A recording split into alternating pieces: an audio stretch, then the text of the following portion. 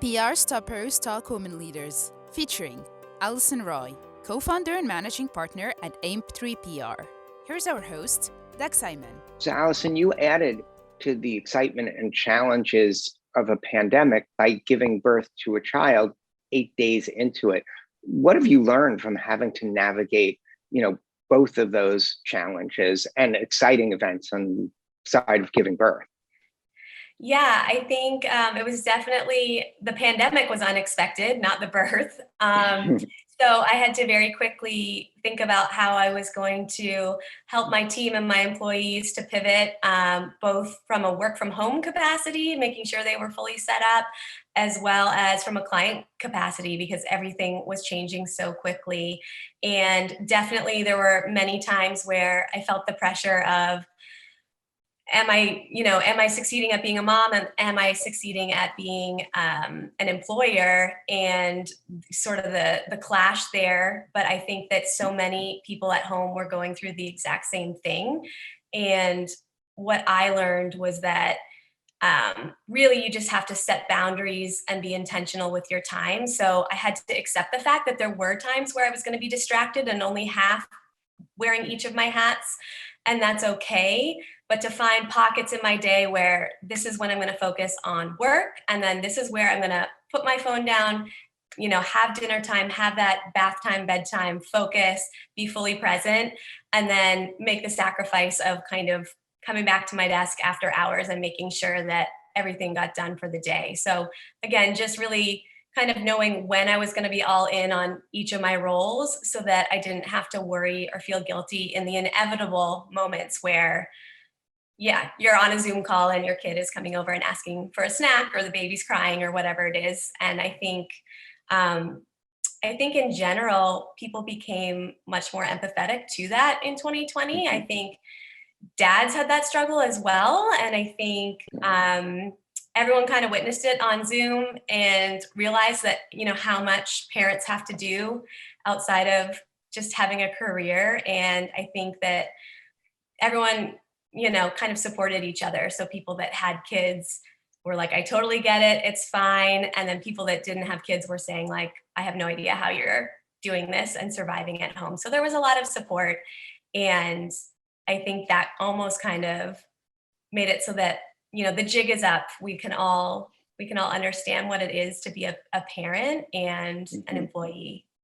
Yeah, and dads have always historically had the leeway to be both a good employee, good worker, as well as a good parent, without sort of the challenges and judgment upon that. Being a provider is considered part of being that good parent dynamic. So I think, women might be able to have that same slack as we evolve to a more open thinking way of looking at that.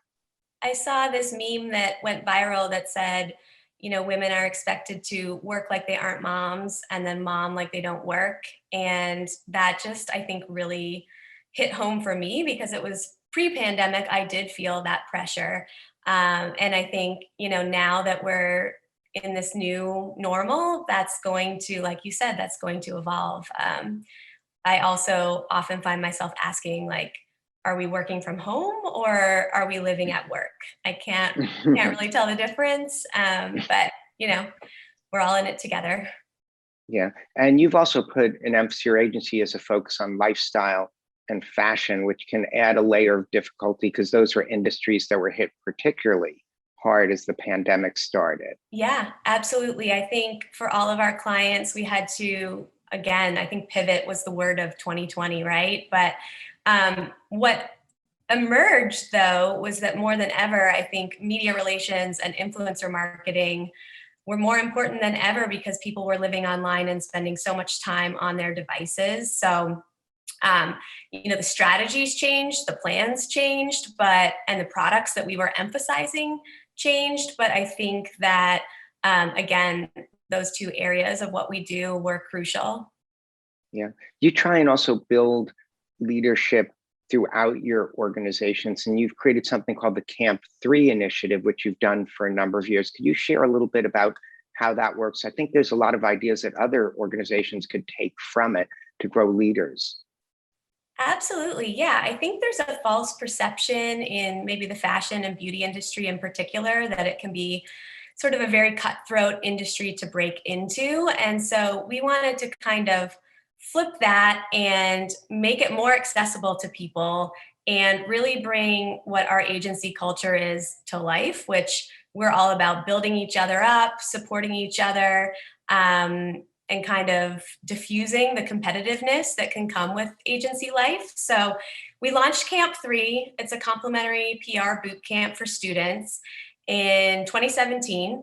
And basically, we open up our doors for a week and we teach. And what I love about it the most is that everyone in our organization gets involved, whether they're an entry level employee on up to myself. We all kind of take a topic, teach these students.